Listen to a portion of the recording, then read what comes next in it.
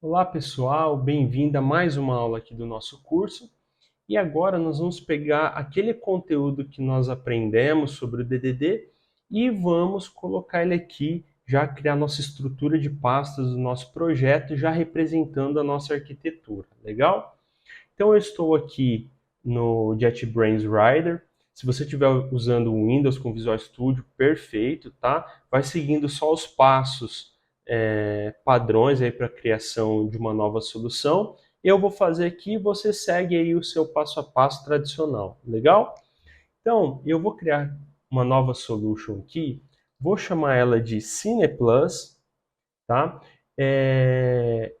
Opa, deixa eu apagar aqui o Web Application, chamar só de CinePlus, só de CinePlus, já está na pasta aqui do nosso curso. Lembrando que tudo que nós formos fazendo vai ser liberado para vocês, disponibilizado através do link do GitHub do projeto, tá? Então você vai ter lá sessão por sessão desse curso para ir acompanhando o desenvolvimento.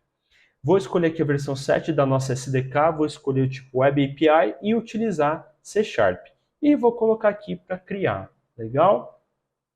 Enquanto ele vai fazendo a criação, o nosso intuito aqui é representar a nossa estrutura do DDD numa árvore de diretórios, tá? Então, fazendo aí aquela exclusão daquela camada de apresentação, né, que não faz parte do back-end, né, seria o front-end da aplicação, a gente vai fazer toda aquela representação aqui, legal? Ó, o projeto está criado, a primeira coisa que nós vamos fazer é deletar essa pastinha controllers aqui e também essa entidade Weather Forecast, que ela é criada por padrão. Ele traz aqui um exemplo de uma API, no nosso caso nós não vamos precisar dela por enquanto, legal? Então o que nós temos aqui? O que sobrou para nós? O arquivo program.cs, que é o arquivo padrão do .NET para execução, e temos aqui dois arquivos de configurações, o AppSettingsJSON e o AppSettingsDevelopmentJSON. São arquivos onde nós vamos configurar as nossas variáveis de ambiente, mas a gente só vai se preocupar com isso um pouco mais adiante do nosso curso, legal? Então vamos começar a nossa representação do DDD como pastas. Vou clicar sobre o projeto, adicionar um novo diretório, e a primeira pastinha que nós vamos criar aqui é a pastinha de API, ou seja, a camada onde estarão aí os nossos controllers, eles vão estar dentro dessa pasta API, que representa lá a nossa camada de serviço, legal? Logo abaixo dela, a gente tem a camada de aplicação, onde estão as nossas regras de negócio compartilhadas, tá? Então, ó, vou criar uma pastinha chamada App, vou criar uma nova pasta aqui chamada Domain, que é a nossa camada de domínio, correto? E aqui dentro da camada de domínio, não sei se vocês se recordam, a gente tinha duas subdivisões. Dentro do nosso domínio, nós vamos ter aqui um diretório chamado Models, para representar os nossos modelos. E também vamos ter aqui um outro diretório chamado Services, que é onde estarão os nossos serviços de domínio. Legal?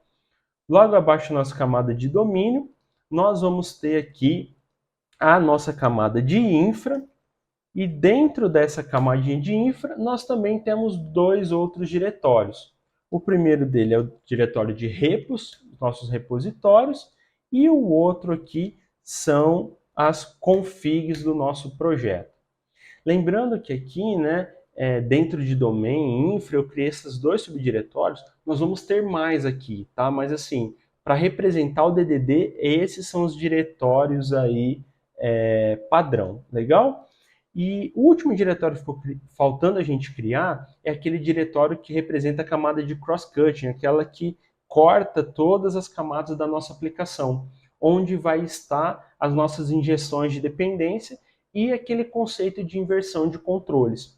Por isso, o nome do diretório que nós vamos criar aqui na raiz do projeto vai ser IOC, desse jeitinho aqui, tá? O I maiúsculo, O minúsculo, C maiúsculo.